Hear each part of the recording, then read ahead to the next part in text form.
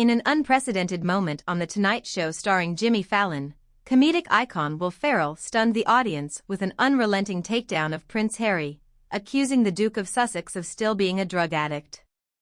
The unexpected outburst, which aired live, quickly became one of the most talked-about moments in recent television history.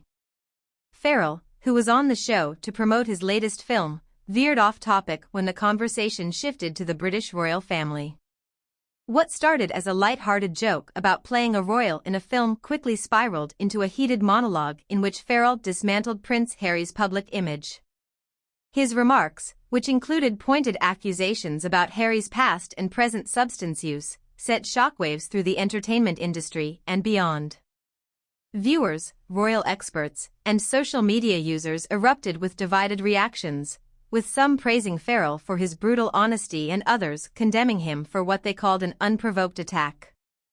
But one thing was clear: Hollywood's patience with Prince Harry appears to be wearing thin. The controversial exchange began when Fallon jokingly asked Ferrell whether he would ever consider playing a royal in a biopic. "Oh, I'd love to," Ferrell responded, smirking. "But only if it's Prince Harry, because it would be the easiest role in the world. All I'd have to do is act entitled, complain about the press, and pretend I'm not still high off my royal privileges."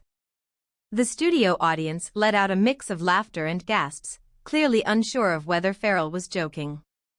Fallon, visibly taken aback, tried to steer the conversation back to the film, but Ferrell wasn't done. "I mean, come on," he continued, shifting forward in his seat. "This guy wrote in Spare that he was snorting cocaine and tripping on mushrooms like he was some rock star in the 90s. And now, suddenly, we're supposed to believe he's clean? Give me a break." At this point, Fallon attempted to interrupt. "Well, I think he's been open about his struggles," Fallon said cautiously. Ferrell shook his head. "Yeah, open in the sense that he wants to sell books. That's the difference. Real people who recover from addiction don't need to keep reminding you about it every 5 minutes. It's like he's turned his whole life into one long therapy session, but guess what? The world didn't sign up to be his therapist." The air in the studio grew thick with tension.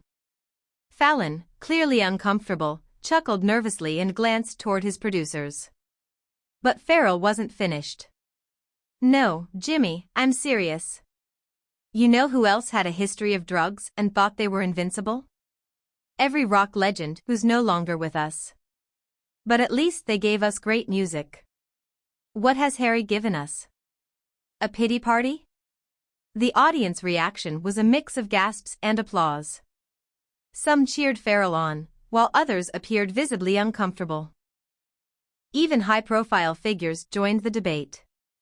British journalist Piers Morgan, a longtime critic of Harry and Meghan, took to his own show to applaud Ferrell's remarks. "Finally, someone from Hollywood with the courage to say what we all know is true," Morgan declared. "Harry hasn't changed, he's just rebranded his addiction as trauma." Others, however, were outraged. A spokesperson for the Sussex camp called the comments vile and deeply unfair. Sources inside Buckingham Palace told the Daily Mail that senior members of the royal family were left appalled by Ferrell's remarks. Prince William and King Charles were already deeply concerned about Harry's reckless behavior and his ongoing media antics, a royal insider said. But to have a Hollywood A-lister openly mock him on national television? That's a whole new level of humiliation. Royal biographer Angela Levin suggested that Ferrell's comments could mark a turning point in how Harry is perceived outside the UK. For a long time, Hollywood seemed to embrace Harry and Meghan, but now we're seeing a shift, Levin said. There's growing fatigue with their constant grievances, and Ferrell's comments tapped into that.